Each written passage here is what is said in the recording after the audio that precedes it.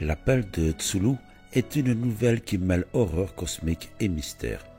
L'histoire est racontée à travers les souvenirs d'un narrateur anonyme qui enquête sur des événements étranges liés à la secte de Cthulhu. L'intrigue tourne autour d'une ancienne créature cosmique appelée Cthulhu, qui repose dans la ville engloutie de R'lyeh. Des cultistes vénèrent cette entité et des indices s'accumulent, indiquant que le moment de son réveil approche. Lovecraft utilise le concept de l'horreur cosmique, soulignant l'insignifiance de l'humanité face aux forces surnaturelles et extraterrestres. La folie est un thème récurrent, les protagonistes étant souvent incapables de comprendre pleinement ce qu'ils affrontent.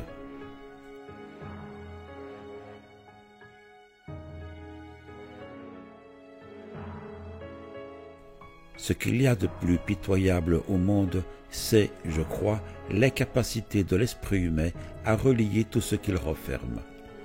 Nous vivons sur une île placide d'ignorance, environnée de noirs océans, d'infinitude, que nous n'avons pas été destinés à parcourir bien loin. Les sciences, chacune s'évertuant dans sa propre direction, nous ont jusqu'à présent peu nui. Un jour, cependant, la coordination des connaissances éparses nous ouvrira des perspectives si terrifiantes sur le réel et sur l'effroyable position que nous y occupons qu'il ne nous restera plus qu'à sombrer dans la folie devant cette révélation ou à fuir cette lumière mortelle pour nous réfugier dans la paix et la sécurité d'un nouvel obscurantisme.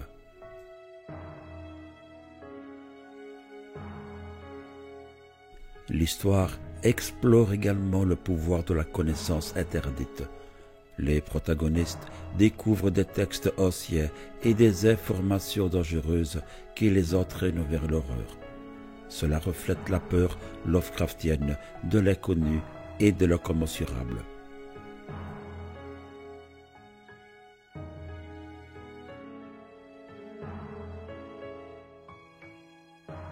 Les sciences, dont chacune tend dans une direction particulière, ne nous ont pas fait trop de mal jusqu'à présent. Mais un jour viendra où la synthèse de ces connaissances dissociées nous ouvrira des perspectives terrifiantes sur la réalité et la place effroyable que nous y occupons. Alors, cette révélation nous rendra fous, à moins que nous fuyions cette clarté funeste pour nous réfugier dans la paix et la sécurité d'un nouvel âge des ténèbres.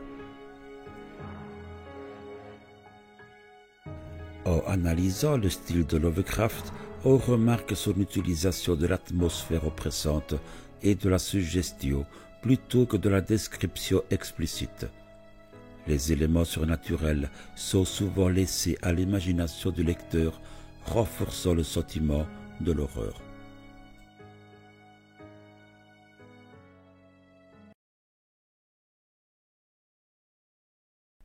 Nul ne saurait décrire le monstre, aucun langage ne saurait peindre cette vision de folie, ce chaos de cris inarticulés, cette hideuse contradiction de toutes les lois de la matière et de l'ordre cosmique.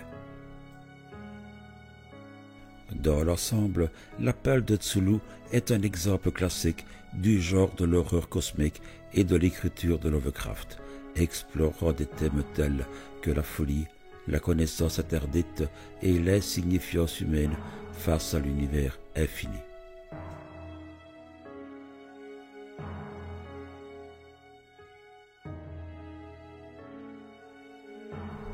De tels êtres ou de si grands pouvoirs, il est concevable qu'il y ait une survivance d'un temps extrêmement reculé où la conscience se manifesta peut-être sous des formes et figures en retrait depuis longtemps avant la marée de l'humanité en marche, formes dont seule la poésie et la légende ont saisi un souvenir fugace et qu'elles ont appelé dieux, monstres, êtres mythiques de toutes sortes et espèces.